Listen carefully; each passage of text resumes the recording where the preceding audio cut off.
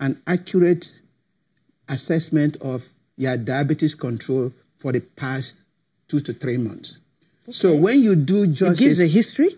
It's an average, not history. It tells you whether your diabetes has been controlled over a period of time. So if you're in school, a single test does not determine how smart you are. But if they do an average of semester exams, that is a better indication of how good a student you are. So in terms of diabetes control, single blood sugar, whether it's fasting that morning of your visit or whether it's random, cannot exactly give the picture. It's not. A better accuracy is hemoglobin A1C, and every diabetic should get A1C every 3 months. Every 3 months. So if you are diabetic and you don't know your A1C, please, ask your doctor that you need that test. Okay. So the second one is cholesterol. Cholesterol should be controlled. You should know your cholesterol. Okay. The other one is obesity. Obesity is the mother of all problems. And coming back from, United States for many years in Nigeria, we are just ballowing up like Americans. And that points directly to what we eat, I am right? telling you, we are having men that are carrying big tummies that they are 6 months pregnant, 9 months pregnant. And this is a health issue. It is a disaster. It should not be. Too much energy, excess energy. And guess what? Obesity is now, there are more people with obesity than malnutrition. Wow. In the past, it used to be malnutrition. As bad as malnutrition is. But obesity is actually taking over. And obesity lies some of these diseases, chronic disease, high blood pressure, diabetes, heart attack, dementia, cancer. So this is the cancer. Of course, obesity will, the people that are obese, they have more risk of cancer. Okay. So that's a different topic by itself. It's huge. Okay. Now the other things like dental hygiene. Okay, now go into this one. Okay. Dental hygiene, stroke. Let me tell you, it is amazing. It doesn't have to do with money. It's just people need to know, knowledgeable. Because in my practice at United Heart, I've seen people, when they come to see me, part of their physical exam, just take a look at their mouth, full of plaques. How does this plaque get to the blood vessels?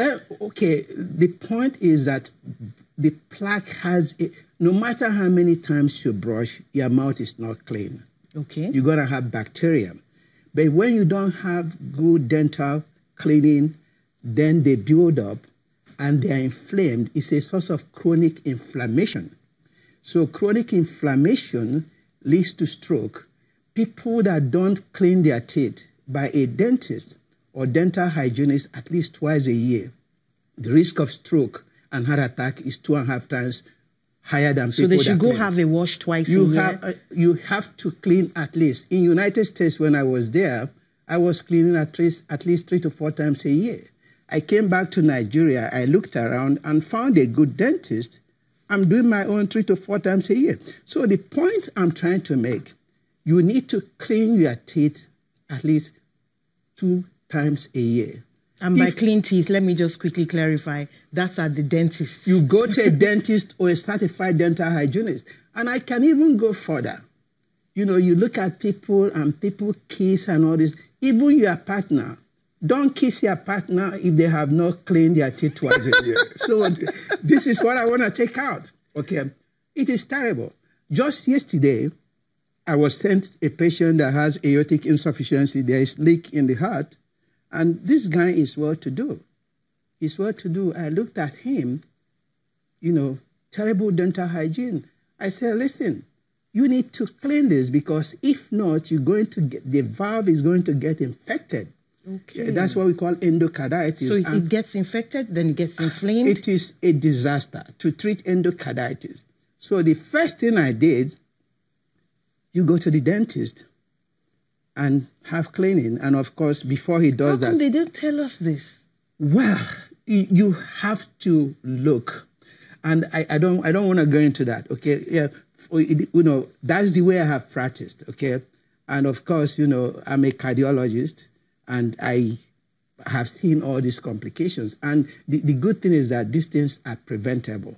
You were talking to me about the effect of exercise on this is huge. This same problem. Exercise is also part of the heart and brain healthy lifestyle, and exercise is everything.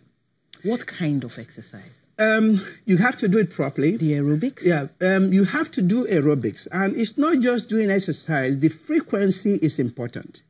You have to do at least 3 to 4 times of exercise a week on a regular basis. Intensive? Moderate intensity, okay? So the intensity has to be moderate. If you are taking a walk, okay, you can have a conversation, okay, but you're a little breathless, okay? That's the intensity, okay? And duration, you have to do at least 45 minutes.